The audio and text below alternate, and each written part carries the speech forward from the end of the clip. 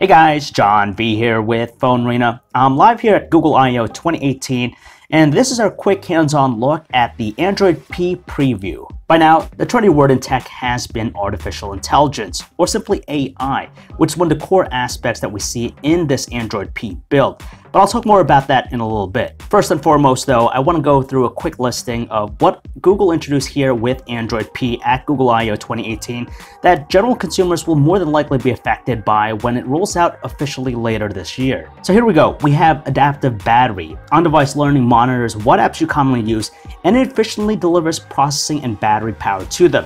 App actions. Machine learning will predict 5 apps in the launcher that you might use.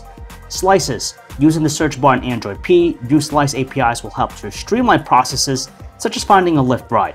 Smart reply and notifications. Smart replies are available with notifications to help users streamline replies by offering relevant responses. New system navigation. Redesigned interface navigation that leverages a new home button and cards-based interface. Simplicity. Minor tweaks to simple phone operations such as volume adjustment and screen rotation that make it simpler for the user. Now, out of all those things I mentioned, the most dramatic thing about Android P is the redesigned system navigation. It really brings back memories of WebOS for me, which popularized the card-based system with its apps. Android P, surprisingly enough, gives us an homage to that long-ago user interface. However, unlike WebOS, Android P is accompanied with a refined set of features that helps to streamline processes. Take, for example, having to copy text from one app to another. Previously, this could have been achieved by either switching between the two apps using the recent apps menu, or if they're supported, you could also accomplish the same thing using side-by-side multitasking. With Android P though, the process is streamlined even further, as now we can use the system navigation arranges apps in this card-based format to copy and paste text. Obviously, the traditional set of Android menu buttons have been rearranged here with Android P, since there's now a single home button indicator. Gone is the recent apps menu button, which now leverages this new cards-based system navigation to switch from one app to another. Android P seems to ditch the tap and press navigation of previous Android experiences, replacing it instead here with this new gesture-based one.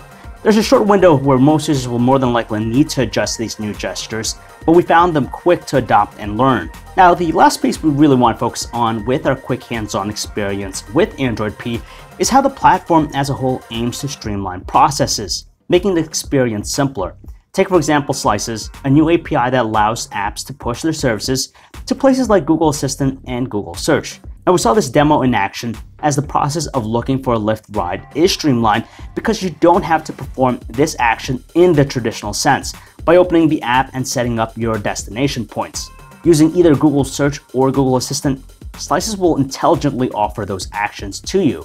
Android P might not necessarily be viewed as a huge overhaul, but Google's focus with this latest build can be seen by how it marries artificial intelligence with its new gesture-based navigation to streamline the overall experience. It's smarter, more intelligent. So in essence, consumers might view these new features with Android P as small or insignificant, but in reality, they're quite mighty when you think about how they help to simplify our lives. And that is it, guys, for a quick hands-on look here with Android P. You can download the preview build right now on select devices, but of course, it's going to be available officially later in the year.